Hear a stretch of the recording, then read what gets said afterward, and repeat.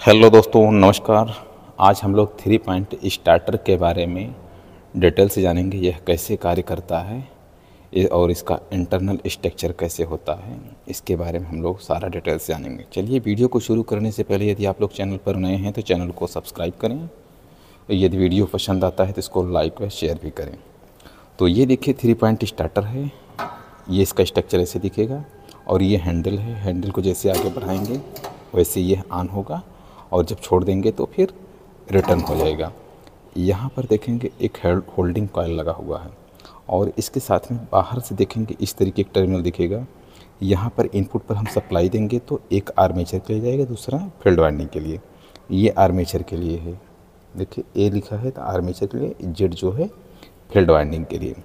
जैसे handle starting position पे है उस टाइम पे क्या है कि इसमें मैक्सिमम रेजिस्टेंस होता है और जैसे इसको यहाँ पर इस पोजीशन पे ला देते हैं तो इसके बीच यानी कि यहाँ मेन सप्लाई और यहाँ आर्मेचर के बीच में रेजिस्टेंस जीरो होकर के यानी कि डायरेक्ट सप्लाई पास करने लगी और इसके साथ में कोई रेजिस्टेंस नहीं कनेक्ट होता है। जैसे हैंडल को ऑन करेंगे वैसे इसमें डायरेक्ट पूरी सप्लाई पहुँच जाएगी और इसमें रेजिस्टेंस के साथ में। इस तरीके इसका वर्किंग प्रिंसिपल होगा। तो अब चलिए इसका इंटरनल स्ट्रक्चर ज़रा देखते हैं कैसे है अंदर।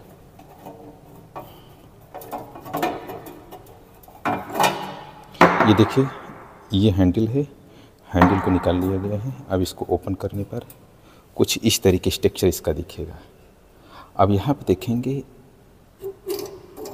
ये हैंडल इस तरीके आगे बढ़ती है तो यहाँ पे जो पॉइंट दिख रहा है यह पॉइंट एक टेपिंग है रेजिस्टेंस का। यह एक प्रकार का टेपिंग का रेजिस्टेंस का टेपिंग पॉइंट है।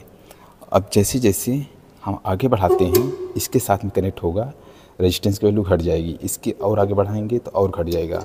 इस तरीके घटते हुए और जैसे यहाँ पर आएगा बाईपास हो जाएगा। और यहाँ पर देखेंगे एक कॉइल ये है, इस कॉइल का नाम है होल्डिंग कॉइल और इस कॉइल का नाम है ओवरलोडिंग कॉइल, ओवरलोड कॉइल कह सकते हैं। तो इसमें क्या है कि जैसे जब हम इसको हैंडल को ऑन करेंगे यह इनर्जाइज हो करके यहाँ पर मैग्नेट क्रिएट हो जाएगा, यानी कि ये मैग्नेट इनर्जाइज हो करके इस हैंडल को अपने पास यहाँ पर ये देखेंगे ये आयरन का पीस है, ये अपने पास चिपका रहेगा और ये चिपका रहेगा, कंटिन्यू चिपका रहेगा। और दूसरा एक मैग्नेट ये है, यह मैग्नेट आर्मेचर के सीरीज में जुड़ा होता है। यह आर्मेचर के सीरीज में जुड़ा होता है और ये वाला फील्ड वाइंडिंग के सीरीज में जुड़ा होता है। और फील्ड वाइंडिंग अगर मान लीजिए करंट की वैल्यू घटा देंगे तो यह होल्डिंग कॉइल को नहीं चिपका पाता, यानी कि इसमें करंट की वैल्यू एक लिमिट तक की होनी चाहिए। अगर उस लिमिट से लो करंट होगी यह होल्डिंग कॉइल को नहीं चिपका पाएगा क्योंकि यह फील्ड करंट है। यानी कि हम अगर स्पीड कंट्रोल कर रहे हैं तो ऐसी कंडीशन में इसमें एक करंट के लिमिट को ध्यान में रखना होता है कि इससे करंट की वैल्यू कम नहीं होना चाहिए, अदरवाइज यह होल्डिंग कॉइल काम नहीं करेगा। और दूसरा ये है आर्मेचर के सीरीज में जुड़ा होता है। आर्मेचर का सीरीज में जुड़ा होता है तो उसमें से जितनी करंट फ्लो होती है टोटल करंट इसमें से फ्लो होगी। और इसका कॉइल जो है मोटे कंडक्टर यानी कि मोटे कंडक्टर साइज का बनाया जाता है और यह है पतले कंडक्टर साइज का बनाया जाता है।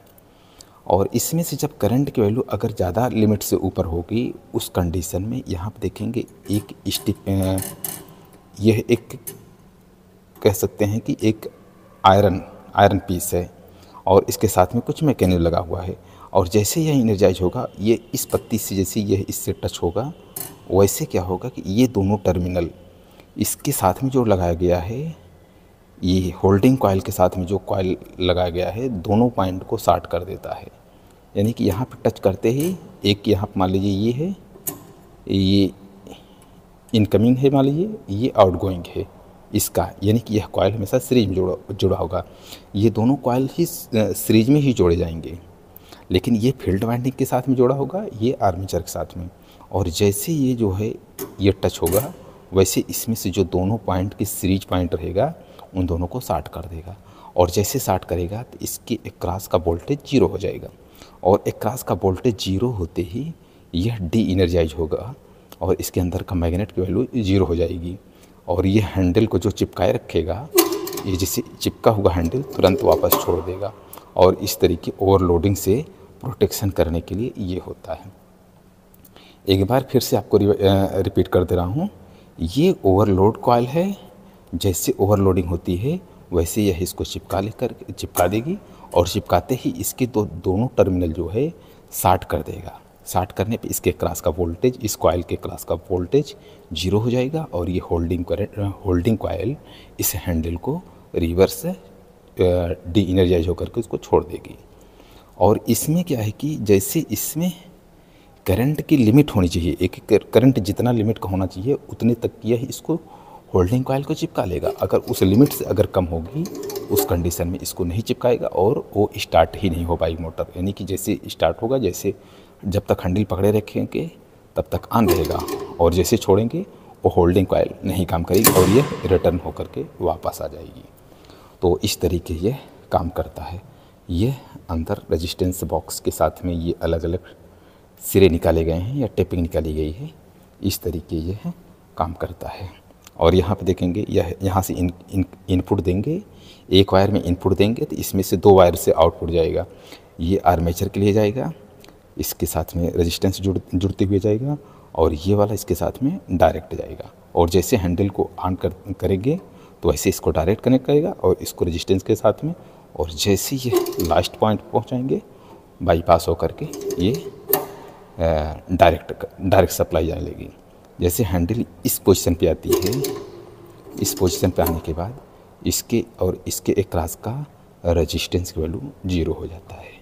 यानी कि रेजिस्टेंस तब नहीं कनेक्ट रहेगा, डिस्कनेक्ट हो जाता है पूर्ण रूप से। इसका इंटरनल स्ट्रक्चर कुछ इस तरीके दिखेगा। देखिए ये मोटी स्प्रिंग है, इससे पतली ये है, इससे पतली ये है, इस तरीके सीक्वेंस से इधर तरफ बढ़ेंगे तो स्प्रिंग की साइज़ मोटी होती जा रही है।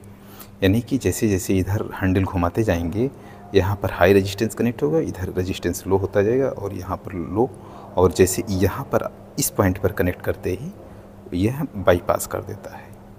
ठीक, तो इस तरीके जो है ये है 3 पॉइंट स्टार्टर काम करता है। तो बस इस वीडियो को यहीं पर समाप्त करते हैं। यदि वीडियो पसंद आता है लाइक व शेयर भी करें। देखने के लिए धन्यवाद।